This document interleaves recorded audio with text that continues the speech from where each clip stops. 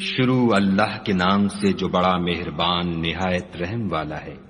جو چیزیں آسمانوں میں ہیں اور جو چیزیں زمین میں ہیں سب خدا کی تسبیح کرتی ہیں اور وہ غالب حکمت والا ہے۔ وہی تو ہے جس نے کفار اہل کتاب کو حشر اول کے وقت ان کے گھروں سے نکال دیا۔ تمہارے خیال میں بھی نہ تھا کہ وہ نکل جائیں گے، اور وہ لوگ یہ سمجھے ہوئے تھے کہ ان کے قلعے ان کو خدا کے عذاب سے بچا لیں گے، مگر خدا نے ان کو وہاں سے آ لیا جہاں سے ان کو گمان بھی نہ تھا، اور ان کے دلوں میں دہشت ڈال دی کہ اپنے گھروں کو خود اپنے ہاتھوں اور مومنوں کے ہاتھوں سے اجاڑنے لگے۔ تو اے بصیرت کی آنکھیں رکھنے والو، عبرت پکڑو۔ اور اگر خدا نے ان کے بارے میں جلا وطن کرنا نہ لکھ رکھا ہوتا تو ان کو دنیا میں بھی عذاب دے دیتا، اور آخرت میں تو ان کے لیے آگ کا عذاب تیار ہے۔ یہ اس لیے کہ انہوں نے خدا اور اس کے رسول کی مخالفت کی، اور جو شخص خدا کی مخالفت کرے تو خدا سخت عذاب دینے والا ہے۔ مومنوں، کھجور کے جو درخت تم نے کاٹ ڈالے یا ان کو اپنی جڑوں پر کھڑا رہنے دیا سو خدا کے حکم سے تھا، اور مقصود یہ تھا کہ وہ نافرمانوں کو رسوا کرے۔ اور جو مال خدا نے اپنے پیغمبر کو ان لوگوں سے لڑائی بھڑائی کے بغیر دلوایا ہے اس میں تمہارا کچھ حق نہیں، کیونکہ اس کے لیے نہ تم نے گھوڑے دوڑائے نہ اونٹ، لیکن خدا اپنے پیغمبروں کو جن پر چاہتا ہے مسلط کر دیتا ہے، اور خدا ہر چیز پر قادر ہے۔ جو مال خدا نے اپنے پیغمبر کو دیہات والوں سے دلوایا ہے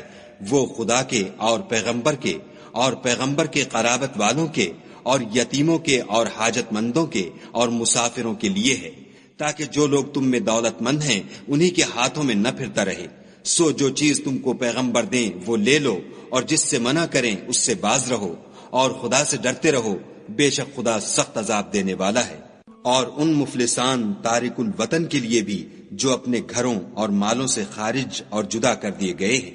اور خدا کے فضل اور اس کی خوشنودی کے طلبگار اور خدا اور اس کے پیغمبر کے مددگار ہیں،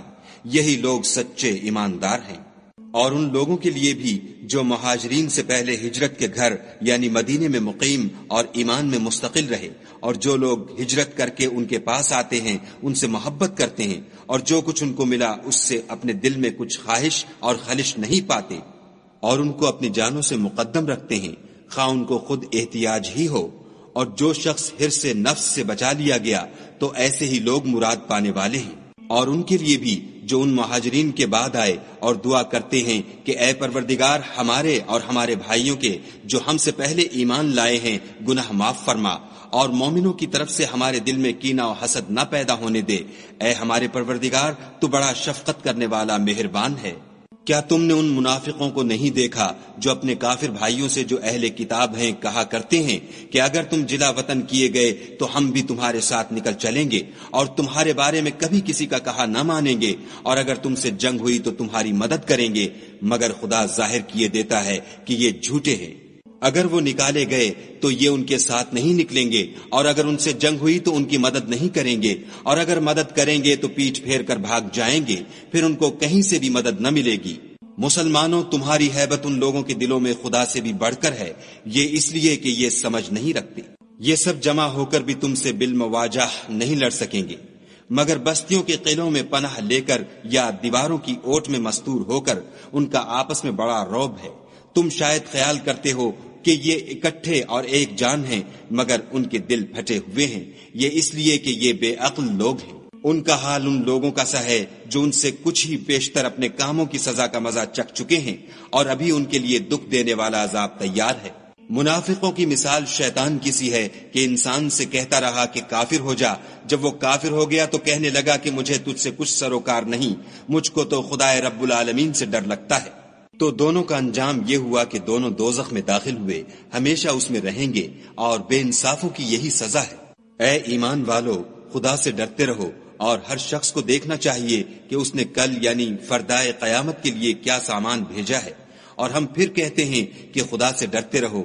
بے شک خدا تمہارے سب اعمال سے خبردار ہے۔ اور ان لوگوں جیسے نہ ہونا جنہوں نے خدا کو بھلا دیا، تو خدا نے انہیں ایسا کر دیا کہ خود اپنے تئیں بھول گئے، یہ بد کردار لوگ ہیں۔ اہل دوزخ اور اہل بہشت برابر نہیں، اہل بہشت تو کامیابی حاصل کرنے والے ہیں۔ اگر ہم یہ قرآن کسی پہاڑ پر نازل کرتے تو تم اس کو دیکھتے کہ خدا کے خوف سے دبا اور پھٹا جاتا ہے، اور یہ باتیں ہم لوگوں کے لیے بیان کرتے ہیں تاکہ وہ غور کریں۔ وہی خدا ہے جس کے سوا کوئی معبود نہیں، پوشیدہ اور ظاہر کا جاننے والا، وہ بڑا مہربان نہایت رحم والا ہے۔ وہی خدا ہے جس کے سوا کوئی عبادت کے لائق نہیں، بادشاہ حقیقی، پاک ذات ہر عیب سے، سلامتی امن دینے والا، نگہبان، غالب، زبردست بڑائی والا، خدا ان لوگوں کے شریک مقرر کرنے سے پاک ہے۔ وہی خدا تمام مخلوقات کا خالق،